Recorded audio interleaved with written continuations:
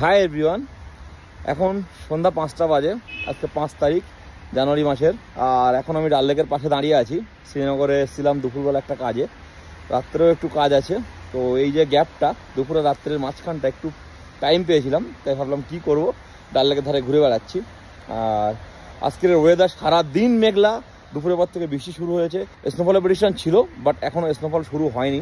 আর এখন কাশ্মীরে চিল্লাই কালান চলছে। আর চিল্লাই কালান হচ্ছে কাশ্মীরের সব থেকে ঠান্ডার সময়। 40 দিন থাকে, ডিসেম্বরের 20 তারিখ থেকে জানুয়ারির 31 তারিখ পর্যন্ত।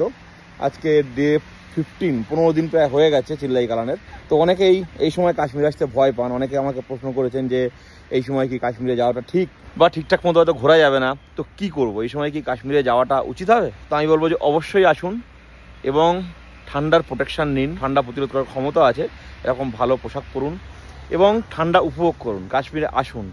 এই যে ডাল লেক ফ্রিজ হয়ে যাওয়া, যারা 90 দশকের ছেলেমেয়েরা তারাই কিন্তু দেখেছিল। আবার এই 34 বছর পরে এই ডাল লেক ফ্রিজ হলো। প্রত্যেকটা জায়গায় বরফ আর কনকনে ঠান্ডা, আর ওয়েদার খারাপ হলেই যখন তখন স্নোফল। তো এই জিনিসটা কিন্তু উপভোগ করার জন্য আমি তো বলবো অবশ্যই আসুন। আর জল খাবেন, না হলে কিন্তু অসুস্থ হয়ে যাবেন। বেশি রিচ খাবেন না, মজা জাতীয় জিনিস খাবেন না, ভালো খাবার খান, ভালো পোশাক পরুন, কাশ্মীর ঘুরুন, চিল্লাই কালান এনজয় করুন। এবং ঠান্ডায় কাশ্মীরে যে কী মজা, সেটা একমাত্র যারা ঘুরেছে তারাই জানে। তো এটাই বলবো, যারা ভয় করছেন তারা ভয় পাবেন না, আসুন কাশ্মীরে আর এই ঠান্ডার কাশ্মীর উপভোগ করুন।